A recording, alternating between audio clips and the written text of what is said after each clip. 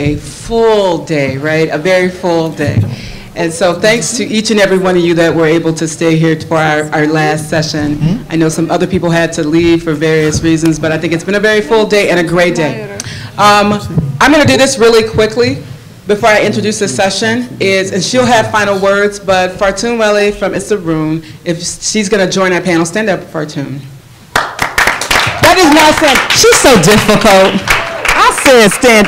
Oh, sorry. Thank you. So, you know, when the awards were given out earlier in the day, I want to say this, is that this would not have been possible without Fartoon and her leadership. And so I appreciate all of her work. And really thank her for inviting us to be a part of this as Black Women Rising. And also thank you to Judge Lejeune for inviting us to be a part of this as well. So, am I still on here? I am, okay. So we're at our final session of the day, and we say the best for last. Right? And if you look, we're going to have a discussion about the impact of people of African descent in government and on this electoral process, because that's really important, because we know that's where our power is. And so we have some phenomenal people on the panel. Unfortunately, our two state reps are not here, but they are in session, so there's a lot that happens when they're in session. So, and we know that happens. But believe me, we have more than what you need right here. So I'm going to begin by asking, Fartoon has agreed to be a part of this conversation, because a lot of the work that she does is some lobbying on behalf of people of African descent, and so she really does understand this process. So I'm asking each one of our guests to just take about 2 minutes and introduce themselves and tell a little bit about their background. We'll start with the judge, and then with our Attorney General, and then with Fartoon. My name is Lejeune Lang. I'm a retired judge, honorary counsel for South Africa and Minnesota. I recently traveled to the African Union about a year ago, watched the organization grow in strength and expectations, and I'm glad to be here today. My name is Keith Ellison. I'm the Attorney General for the state of Minnesota. And I am really honored to be part of the panel. I think one of the most critical topics we can take up is empowering the voices of Black women and girls. So thanks for letting me be part of it. And I'm Fartoon, and I'm trying to get the good vibe here, so don't worry about me. Foot soldier I am. Okay, thank you, Fartoon. So my first question, as we talk about government and being involved in the electoral process, and I'm going to start with the judge, and then also pose this question to our Attorney General, and then Fartoon can kind of talk about her role. But did you grow up, really, this is what you always wanted to do, was to be a judge and to be an Attorney General? Was that you had a burning passion for that? How did you end up in this work? When I grew up, I wanted to be a doctor. And I gradually made my way into the legal profession. I started at the Minneapolis Department of Civil Rights, looking at police brutality. And as you know, the winds of change move fast like a tornado, so we had a mayor who wanted to address police brutality, and boom, that mayor was voted out of office, and a police officer was made the mayor, and my position was abolished. All the work stopped. So I started to look at what are more effective ways to be able to continue to make change, and the legal system seemed to have more solid footing. And so I started to look at law being legal, and then being political. I never faced segregation because I was born in '63 and I didn't see any whites only signs in my upbringing. But my mother's father was organizing Black voters in rural Louisiana in early 1950s. And so when I grew up, I kind of was sort of just brought up into the idea, hey, come on up here about movie. Yep. I was brought up into the idea that, you know, we have to fight for justice, right? That's how I was. So my mom was organizing students and teachers, and my father was doing his thing. So I started in the same state in Detroit. Then I majored in economics and probably go to go to law school. My dad always told me, you want to know what's really going on? Follow the money. So I decided to major in economics. So I did that, and then I came to law school here. And I got me like Judge Lang, step in front of her, a few cases, Judge Lang, so whenever I see her, I feel like they need to stay up and say, it's almost somebody saying all eyes in my ear, But, June, Alexander, other folks might be all sort of part of this tradition of moving the ball a bit closer to justice. So you're currently the Minnesota State Attorney General. And I do believe the first elected really statewide person of color in that position here in the state of Minnesota. So, I mean, that's a significant accomplishment. So we congratulate you on that, and thank you for your work. Thank you. So now we're going to just come this way a little bit. Our representative is here, and then you can introduce yourself, and then did you always have a burning passion to do this kind of work? How did you get started in politics? Assalamu alaikum. Alaikum salam. Good evening. My name is Mahmoud Noor. I represent District 60B, that's Riverside, University of Minnesota, Seward, and that area. So the question is, did I have the burning, inside myself to become a leader? Let me first start with this. Last night, the debate in the House, that we all stood up and said enough is enough. We need to stand for women. We need to stand for equal rights. Last night, the House of Representatives passed the Equal Rights Amendments to be on the ballot.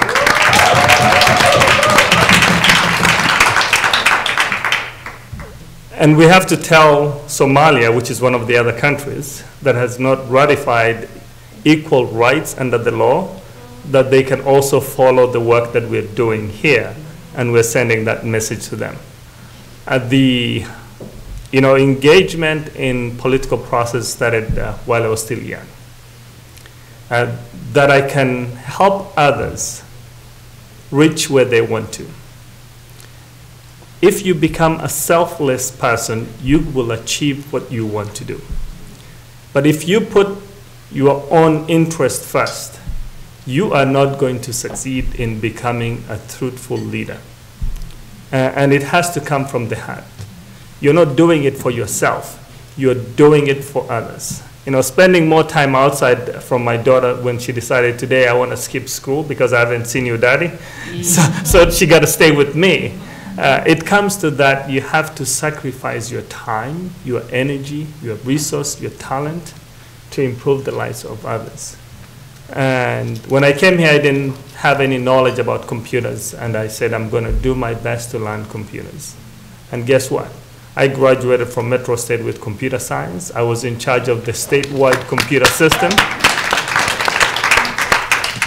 And I've always felt that I needed to do something. I started working for Hennepin County.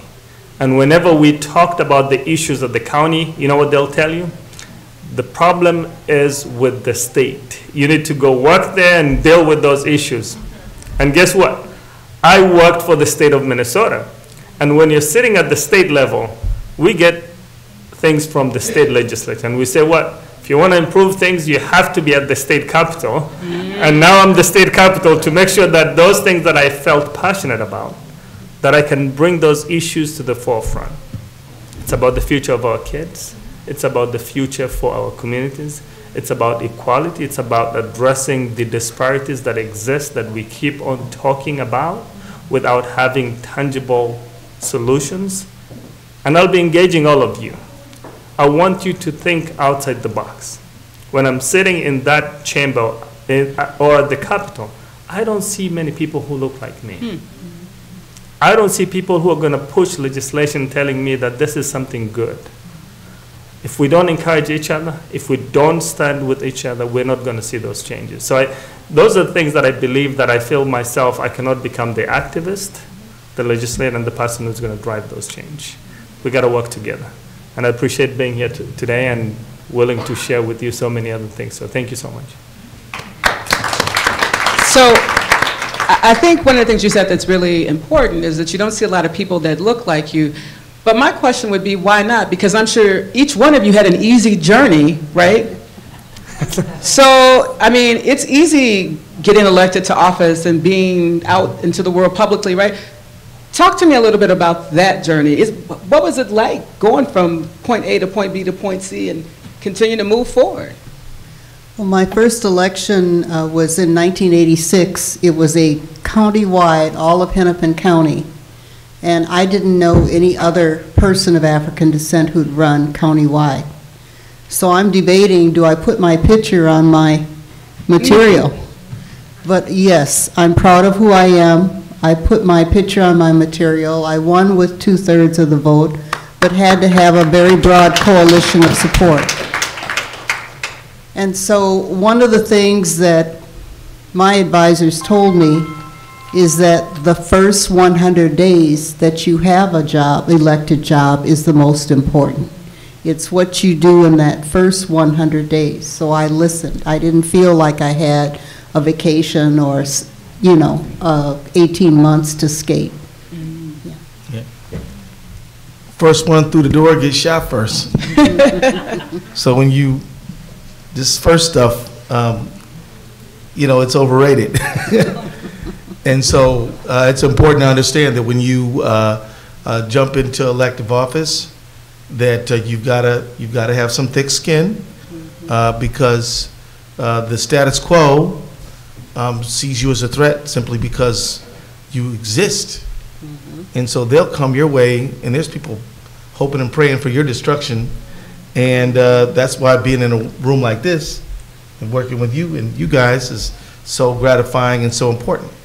And so I just offer that to you. Yes, it's tough, but it's certainly doable.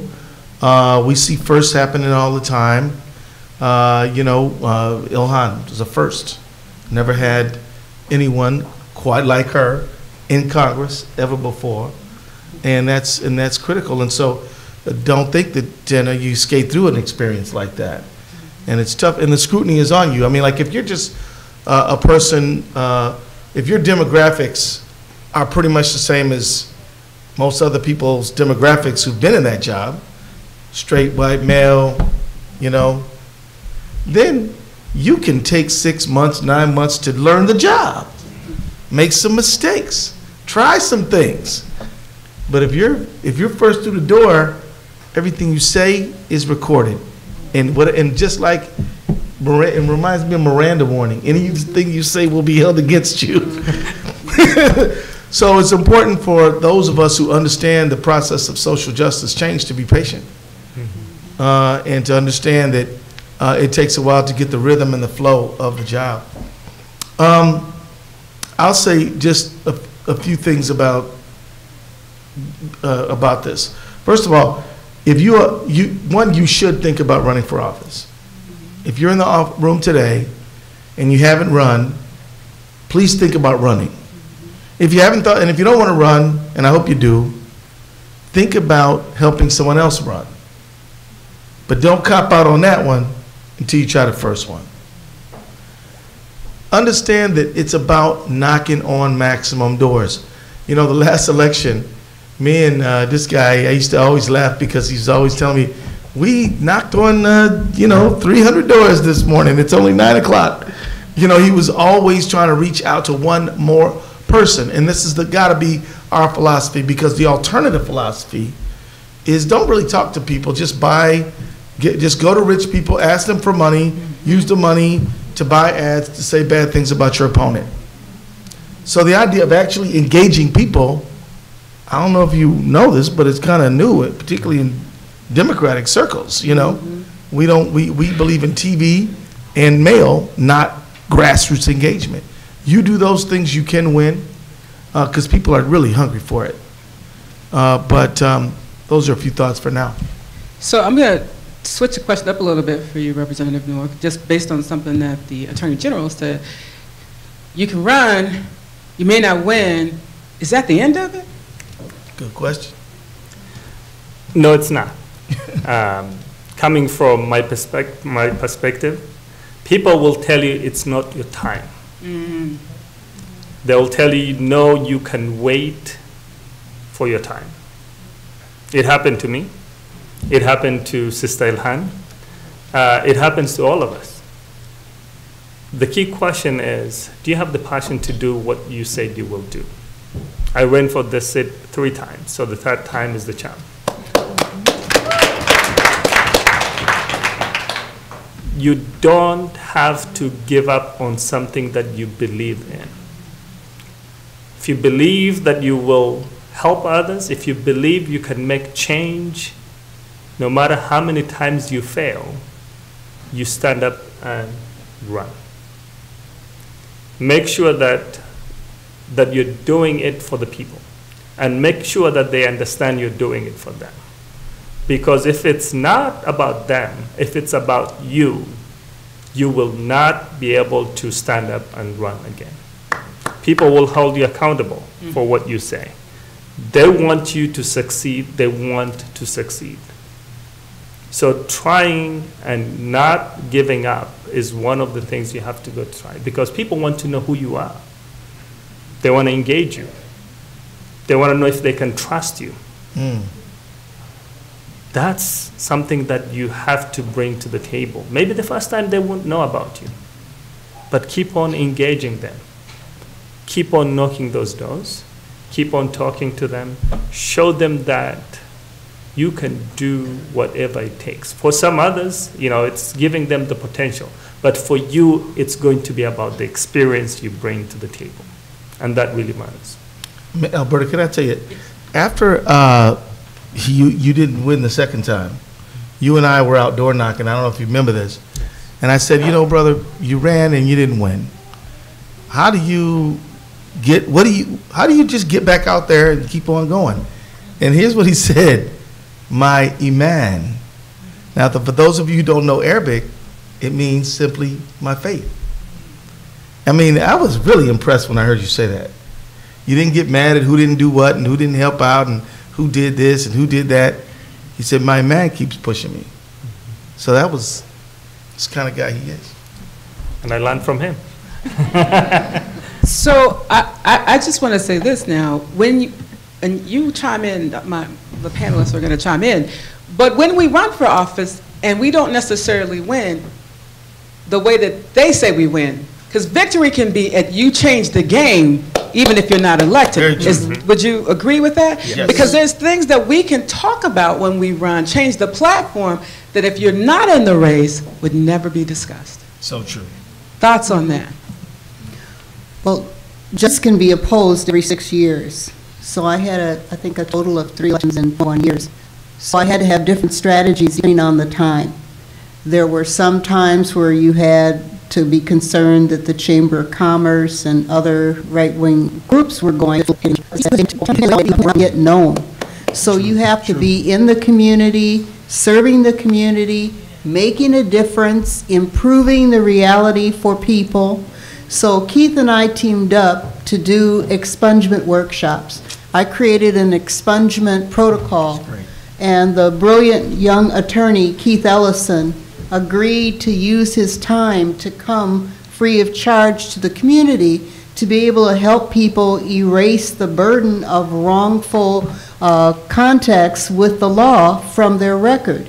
And so those kind of things we had to keep doing over the years, because we have to bring value. It's about servant leadership rather than positional leadership. Yeah. So we felt a need to bring value to the community so that when our term was up, there were things that were changed, there were issues that were raised, there were things that needed to be addressed that were addressed while we were in office.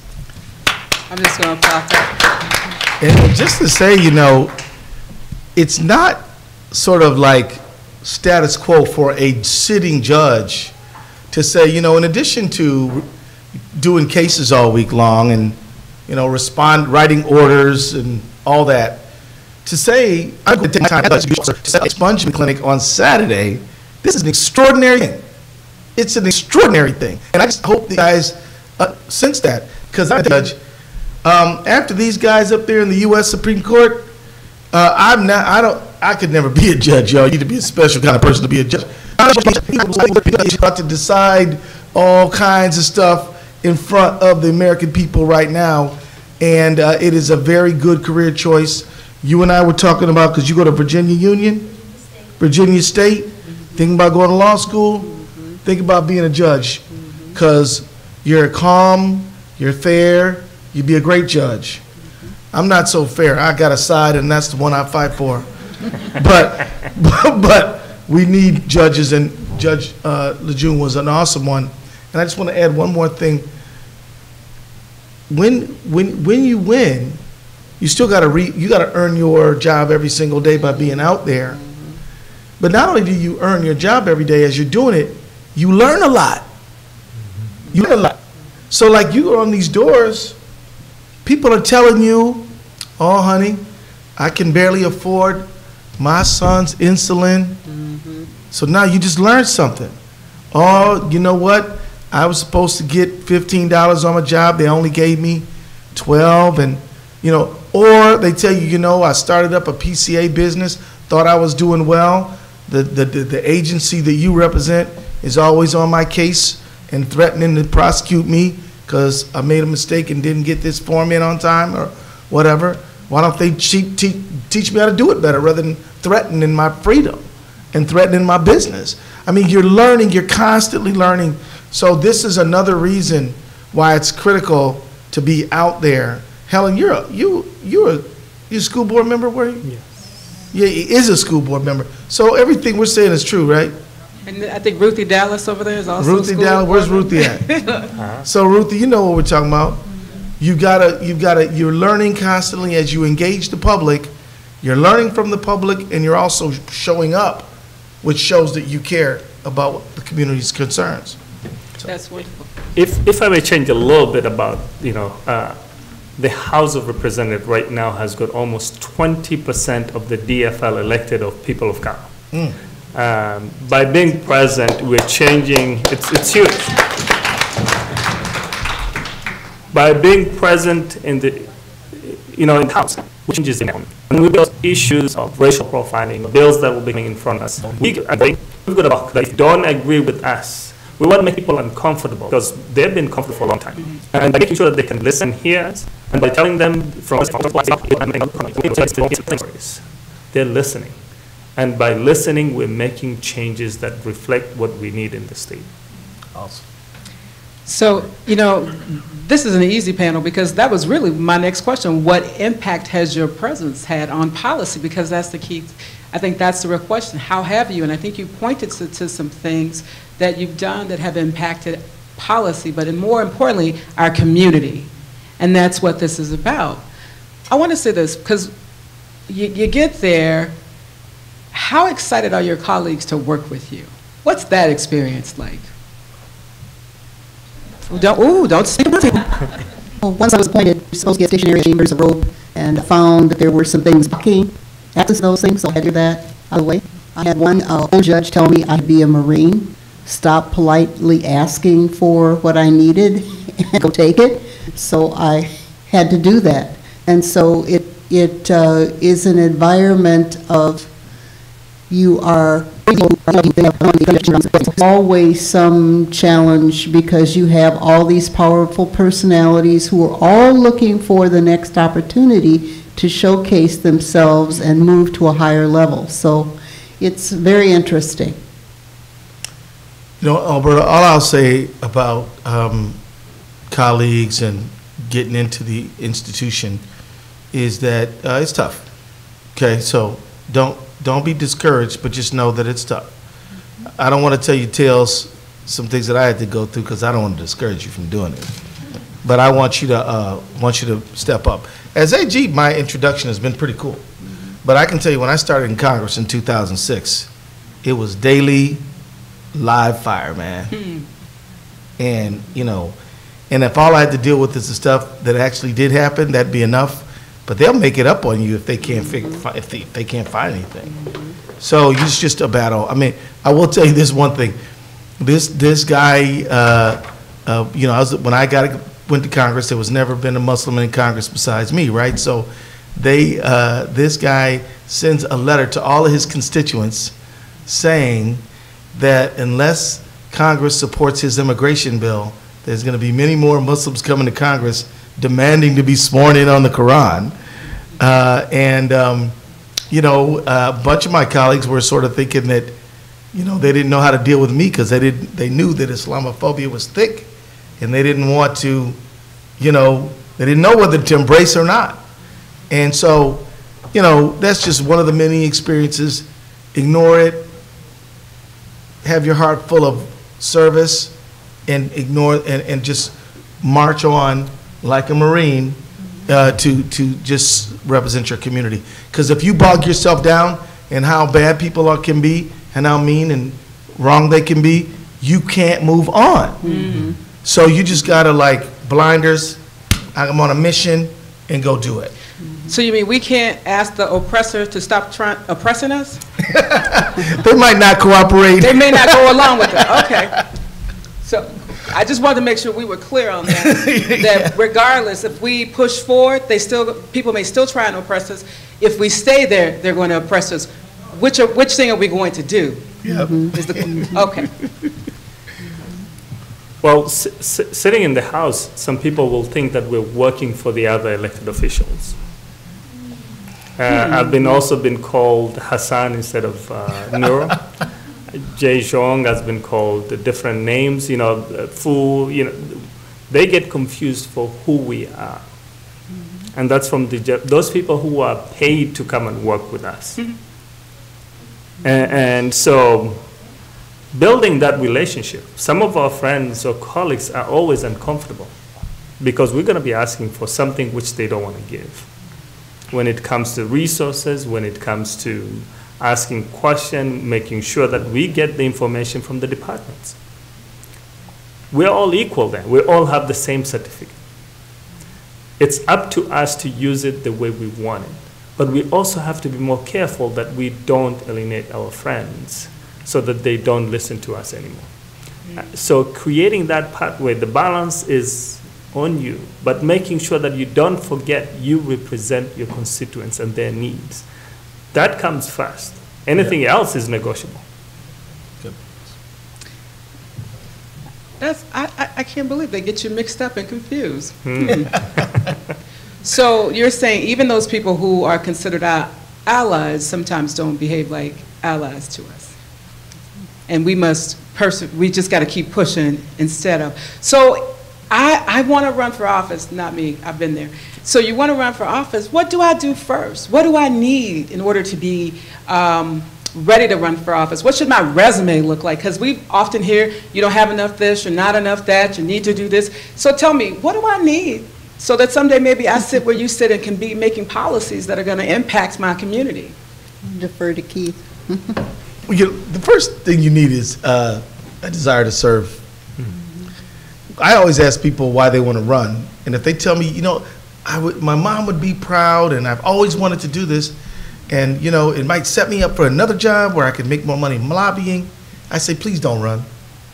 Don't run. If that's why you want to be there, that's not a good reason. But first of all, start with a desire to serve. Go in a room and write out your mission statement, and it doesn't have to be long. In fact, it's good if it's short. Then call in people who you know, people who you've known and trust your whole life, because these people are going to be the basis of your committee. So you get them in the room, and then you got to start tasking them. We got to raise money, but when you raise money, you're not raising money so you can get an extra pair of shoes. You're raising money to get enough of a communication system so that you can tell your story. So really, you tell people you're not giving me money, you're giving this set of values some resources. And I'm going to pause right there. I don't want you to forget your point. So I hate asking people for money because culturally that's against who I kind of am. That's really not what I do. Right. But there's a way that I could frame that it's not about me, but it's about the mission. That's exactly right, Alberta. I love how you put that. Remember, it's not about you, because look, I had a tough time asking for money. And so I ask money in the way that it's easier for me to ask money. I gather people together and talk to them face to face about what I'm going to do, and I ask them to support it. And they have, you know, and because look, just keep it real. Nobody's giving you money they don't have. So whatever they give you, they can spare it, right? And so just keep that in mind. And then you want to, and so so other people get on the phone, just crank and just ask for money. It's easier for the greedy to raise money because they just make a transactional pitch. I'm going to cut your taxes, rich person. Send me to Congress, and the ROI for you is going to be high, right? Because, hey, it's just straight transaction. You don't like complying with clean air regulations, you put me in there, I'm going to get rid of them. It's going to make you money. So for them, it's just a business transaction. Those of us who care about dignity, human freedom, environment, we're going to have to appeal to people's sense of common purpose. So you got to make a case on that basis. Let me just say also, when you want to run, start with that group, and then get yourself some mentors who've run. But the main goal, Alberta, I will say this, is reach down before you reach up. A lot of people who are running for office, they always want to, would this person endorse me? Would that person endorse me? Skip them. Miss McGillicuddy, who's going to show up at the precinct caucus, has just as much weight at the precinct caucus as me or Mahmoud Noor. We got one vote at the precinct caucus. She got one vote at precinct caucus. So you want to reach down. You want to reach the people who've known you, and you want to recruit people. You go through the endorsement process. If you can win it, it can make it easier for you. And a lot of times, incumbents don't organize for a precinct for the endorsing convention because they just figure they're going to walk right on in. You could snatch it from them there. So there's a whole world to this, but just a few things. Start with your heart. Move on to your close friends. Yes, you're going to need some money. It's not as hard as you think. You just have to ask and practice asking. And remember, it's not about you. Just like all the three of us have said. And you'll get there. Now, let me just say, you mentioned one thing that I have to mention, then I'll pass the mic. What's your resume need to look like? It needs to look like a person who cares. So you don't have to have a PhD. You don't have to have a law degree. My son is a city councilman. He went to Hamlin for 2 years studying art. He told me, I've learned all the art I can learn from Hamlin, Dad.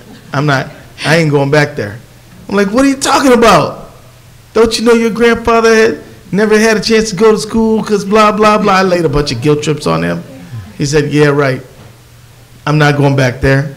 I'm going to go do art. And he did art for about a good solid 3-4 years. And then he started going to these police brutality rallies.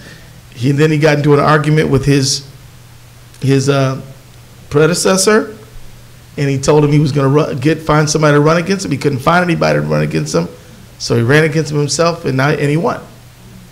And so you don't need some big resume. You don't need a college degree. What you really need, if you want to be a judge, you're going to have to be a lawyer. But otherwise, do you know you do not have to be a lawyer to be the Attorney General? What? Y'all watch out, Keith may be leaving. I know. But he's done with it. Hey, I'm going to tell you, man, that's why I'm showing up here. You got to earn my job. So anyway. But to run for office, you have to have a heart for the people. Yep. Yes. You have to be authentic because people can see it before you even get within 20 feet if you're all about yourself. And so it's very important, and I had the privilege of meeting Keith's son while he was running, and he had that sincere heart for people. He knew how to be a good listener, and he also had the courage to step up when it's tough to make the difficult decisions to be an elected official. And he's how old? And I just want to say that for the young people in the room. He's 28. So, yes, right? And so he doesn't necessarily walk around in a suit like these two gentlemen here. And so he's an artist. He was an artist. He looks like one. He had dreads. He cut them off. And I say all of that to say because we think we have to be and look a certain way, and it's not required. Now, we understand that, you got to walk into a room, and of course, you're going to walk in as your best self. But sometimes we feel like we don't fit the stereotype of what it looks like to be an elected official. And then it's our job to change what that looks like. I'll say one simple thing. Organize, organize, and organize. That's, if you don't have people who will trust you, if you don't have your family supporting you, if you don't have your friends supporting you, then don't think of running because you need the base. That's your base. Start with them build on that. Asking money is tough. And most of us will not get money from outside folks. We'll come back to you guys because you are the foundation for us. And that means if we can have a good communication team, if we can have a good field team, if we can persevere, sometimes it's time management. You run for something, you want to do everything, you can. You have to put your time to say you will do formal and make class, and you don't get that skill because you have to be disciplined to focus on what you're doing. But if you're all over the place and you don't have a class, and you're asking yourself, how much you have to have discipline, have faith in the group that you're trying to do, and give them the authority to work with you because you are a candidate, but they manage the process for you. And that's what you have to remember running for. Often, it's not something simple, but it's not hard or difficult to do. It takes the heart for you to do so. And you have to check and triple check all the people that are working on your campaign. No matter how well they tell you they're doing, you have to go over everything yourself. So when we talk about running for office, some people are often disappointed when they think people who look like them don't support them. And, I'm just going to put this out there.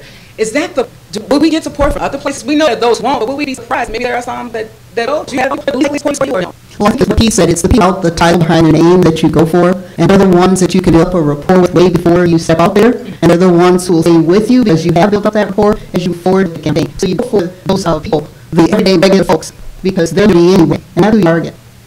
When it comes to this issue of who's going to support you, the credible vision, the inclusive vision, and whoever comes, that's who's going to come. And I just want to say, is an act of faith. But I would not assume that I don't have support. People who look, I can tell you this: not every African American I ever met supported me. Not every Somali I ever met supported him or Ilhan or Hodan. Not every black woman I ever met supported the judge. You might find people of all backgrounds or any background are going to support you, and find people who you think are your group. That's actually a thing when you think about it. Because you want people to connect with you on the most important thing, which is ideas. Right? Ideas. Respect for the fact that they might not be able to support you on this one. Don't burn the bridge, because you might need to cross that bridge later. So don't burn it now. Just say, okay, practice what they call non-attachment. I'm not emotionally connected to your decision. Thank you if you can. Thank you if you can't. Bam. But recruit widely and be inviting, and understand part of your job is to inspire people. And part of that is through not just what you say, but it's what you do. So we want to give a little time for Q&A, and as Fortuna taking the mic, my last question would be this, and quickly, is that we have all of you. You've been a judge, and you were there for 24 years, and now you're in a statewide office, and you have colleagues of diversity who are representatives, and isn't that enough? Have we not arrived? Because some people feel like we're there now. No, we're far from. But we're far from there. Let me just tell you, man. As long as in many ways we're in a tougher spot. There we go. Than we've ever been, because what I have found is, look, back during the 1950s and 60s, you could see a sign up on a wall that would tell you what the fight was all about. Now, you may find people. I put it like this: here's a measure. The minimum wage, if it was kept the same and adjusted for inflation since 1968, would be about $22 right now. People have slid back economically. Union density is lower than it used to be. The richer are richer than they used to be relative to everyone else. And you can live in the richest country in the world today, and you could work all week long, and boy, you don't have too much more left than to go back to work the very next week. We have 3% unemployment in Minnesota right now, and wages are barely moving. And they've deregulated everything, so the people who would separate you from your money, fewer people are looking after them. The President Trump is destroying this Consumer Financial Protection Bureau. So in many ways, we have a tougher fight than ever. But it means we need more allies, we need to invite and recruit more people in, We need to reach out and build on human solidarity and turn this thing around. Thank you. Questions? Anyone have questions? Over there. Okay.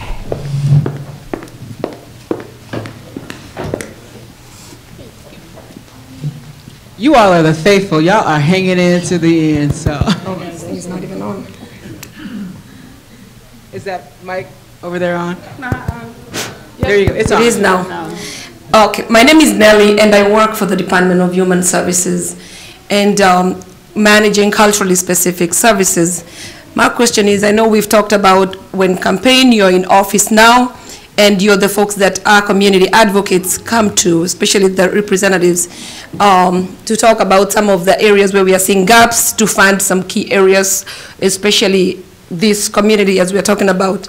My question goes, especially in my area of work, for many years, we talk about Minnesota being by 20, we used to talk about 2020, we are here now, that the minority actually will be the majority now. However, I don't see that from the legislative level supporting some of these communities really in a very authentic way to be able to provide services that fit their cultural needs and in many ways. And my, what I see mostly happening is the advocates and those that go to the legislatures depends on the relationship they have to push their own agendas. So, and what I've seen in the past is where we see large white organizations going out there seeking for funding to provide services to cultural and ethnic minority communities. Why are we not having our legislatures really asking for funds that can support, can provide even infrastructure development for those small cultural communities to be able to provide services within their own communities? Because I see that, but I don't know, is it that it never gets to the legislature? And some of the providers that I'm talking about, the small ones, that many times work with the large organizations through subcontracts. They want to know, how can we also make it there so that our voice can be heard? So we're going to let him answer, because I know we want to get into other questions, but I appreciate your passion behind that question. So but I want to make sure we get some time to have it answered. Right. Thank you so much for that question. I think when I started speaking, I said I don't see people who look like us advocating for those legislative processes. Guess what? I start at 8 in the morning, and I leave office almost 10 p.m. I'm going from one hearing to the next one, to the next appointment, to the floor, and then out. And I cannot become the advocate for the community at the same time. This is an art that we have to, train ourselves.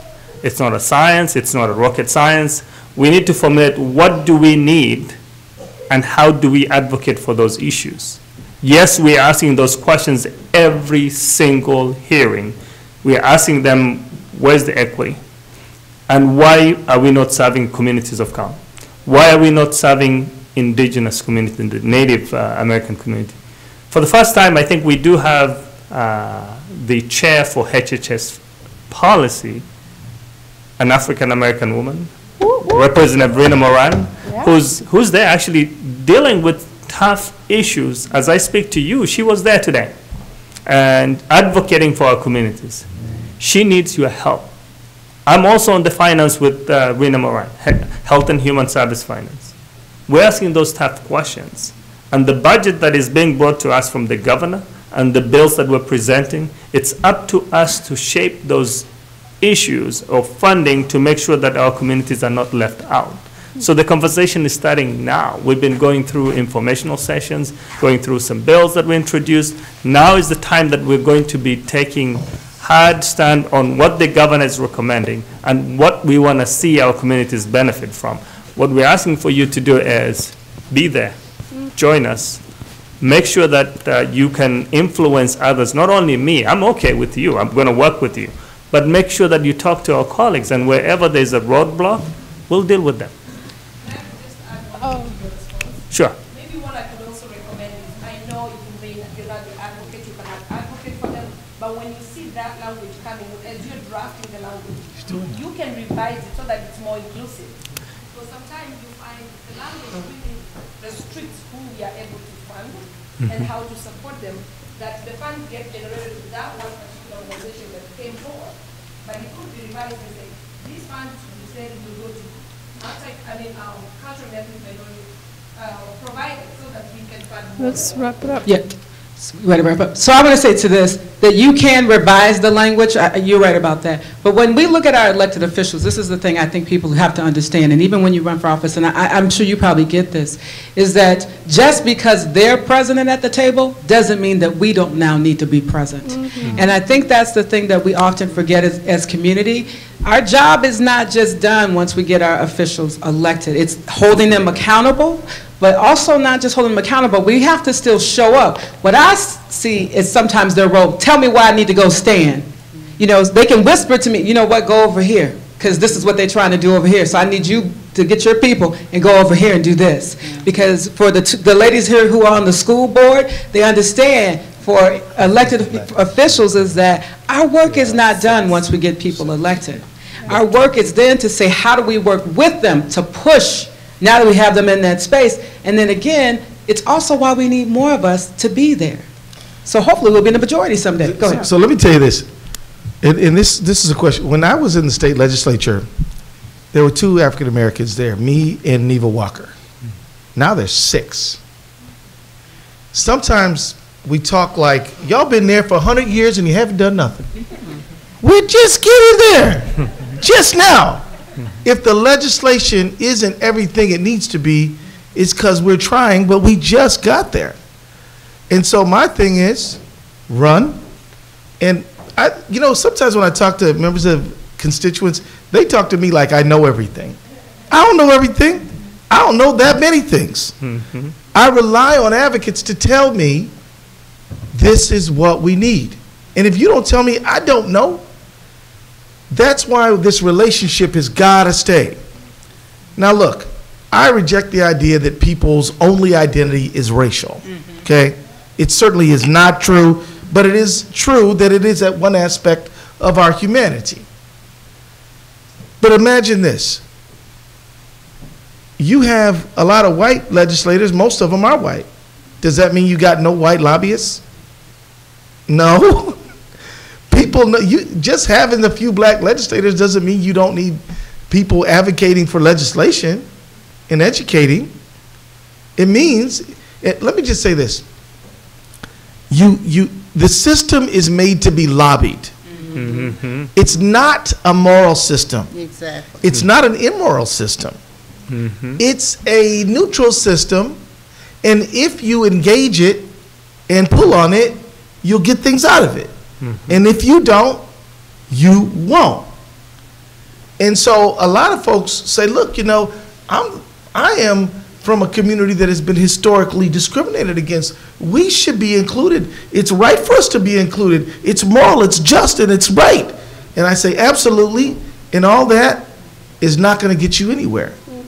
You've got to find a way. And it's tough because these big organizations she mentioned, they hire people to stay in the legislature all day long. Mm-hmm. A lot of our folks can't stay there all day long. They're not paid to do that. Mm-hmm. So it is tougher. The burden is higher. Mm. But if you want the outcomes you're looking for, we're going to have to find a way to make sure we can deploy more folks there to advocate for community needs. Last question, and we'll wrap it up.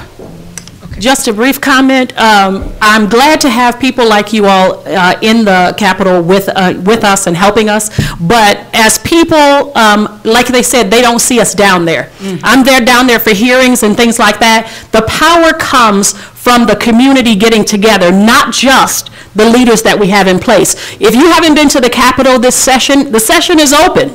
There are hearings every day. There are representatives. You can go and sit down with your representative, but you need to know who your representatives are. And I talk to people all the time. They don't even know who represents them.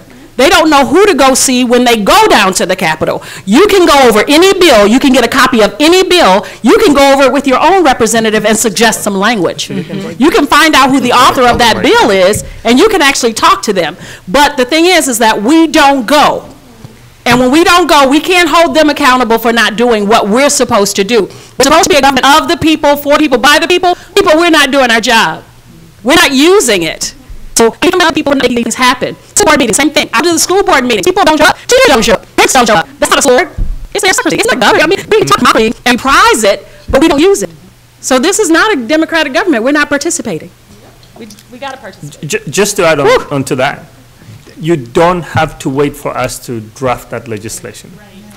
You can go to 6th floor and say, I was sent by Representative so-and-so, and I want this bill to look like this. And guess what? I'm going to present it for you. You will be the champion for that bill. You will come and tell me if we got all the support.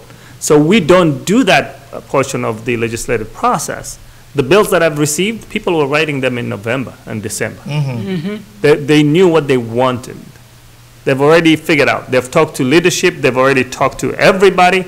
We are coming from the back end waiting for the last minute. We've done almost 50% of the legislative process. There's only 2 months left at the state capitol. And we'll be staying there up to midnight every single day. We'll get a small break and get ready to fight. So we want you there. Can I just add this? So like I spent the last 12 years in Congress. And Congress is nothing like the state legislature. I love the state legislature because, you know, you can literally go down there and testify on the bill. You cannot testify in Congress unless you are invited and you write a statement and you give it to folks and vet it, and they, you know, it's a whole ordeal to testify in the U.S. Congress. Here, you can write the bill. You can go down there and talk to the bill. You can grab the legislators and talk to them directly. In Congress, it's not easy to do any of those things. In fact, so I just tell you, take advantage of the accessibility. But I do thank y'all, and I'm impressed with you, man. You sure you don't want to run for something? So we're gonna have that discussion offline. We are over time, and so I want to wrap it up. But I want to say thank you. Please applaud. Thank you, Alberta. I'm telling you, for those who were here earlier and one here, you tell them what they need to do is contact these offices and find out how they can support the work that's being done. Find out what the agenda is, and so how can we support our elected officials, and how can we work with them? Because if we work together, we can move